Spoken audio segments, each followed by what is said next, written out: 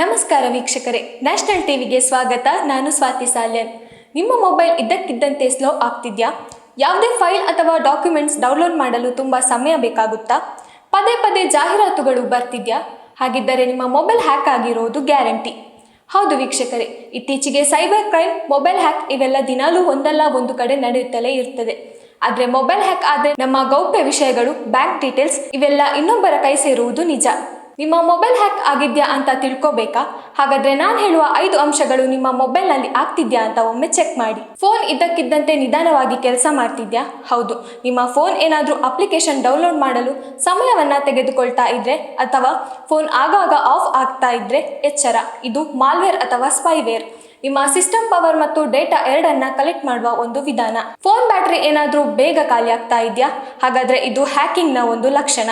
ಹ್ಯಾಕರ್ಗಳು ನಿಮ್ಮ ಫೋನಿನ ಹಿಂದೆ ಕೈ ಚಳಕವನ್ನ ತೋರಿಸ್ತಿದ್ರೆ ಆಗ ಮೊಬೈಲ್ ಬ್ಯಾಟರಿ ಬೇಗ ಖಾಲಿ ಆಗ್ತದೆ. ನಿಮ್ಮ ಮೊಬೈಲ್ ಡಾಟಾ ಏನಾದರೂ ಬೇಗ ಖಾಲಿ ಆಗ್ತಾ ಇದೆಯಾ? ನೀವು ಬಳಸುವ ವೇಗಕ್ಕಿಂತಲೂ ನಿಮ್ಮ ಡಾಟಾ ಸ್ಪೀಡ್ ಆಗಿ ಮುಗಿಯುತ್ತಿದ್ದರೆ ಇದು ಸ್ಪೈವೇರ್ನ ಒಂದು ಲಕ್ಷಣ. ವೀಕ್ಷಕರೇ, ನಿಮ್ಮ ಮೊಬೈಲ್ ಡಾಟಾ ಬೇಗ ಖಾಲಿ ಆಗ್ತಾ ಇದ್ರೆ ಅದನ್ನ ನಿರ್ಲಕ್ಷಿಸಬೇಡಿ.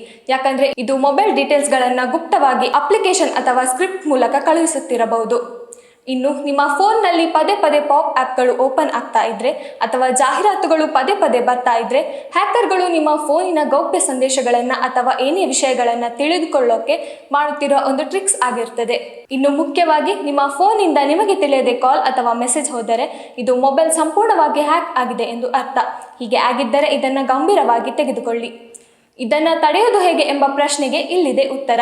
ನಿಮ್ಮ ಫೋನಿಗೆ ಯಾವುದೇ ಸ್ಟ್ರೇಂಜರ್ಸ್ ಅಪ್ಲಿಕೇಶನ್ ಬಂದರೆ ಅದನ್ನ ಡಿಲೀಟ್ ಮಾಡಿಬಿಡಿ. ಯಾವುದೇ ಲಿಂಕ್, ಫೋಟೋ, ವಿಡಿಯೋ ಇಂತಹ ಯಾವುದೇ ಮೆಸೇಜ್ ನಿಮ್ಮ ಫೋನಿಗೆ ಬಂದರೆ ಅದನ್ನ ಡಿಲೀಟ್ ಮಾಡಿ, ಇಲ್ಲದ್ರೆ ಡೌನ್ಲೋಡ್ ಮಾಡಬೇಡಿ. ಹಾಗೆ ನಿಮ್ಮ ಫೋನಿನಲ್ಲಿ ಆಂಟಿವೈರಸ್ ಸ್ಕ್ಯಾನ್ ಅನ್ನ ರನ್ ಮಾಡಿ. ನಿಮ್ಮ ಮೊಬೈಲ್ ಪಾಸ್ವರ್ಡ್ ಚೇಂಜ್ ಮಾಡಿ.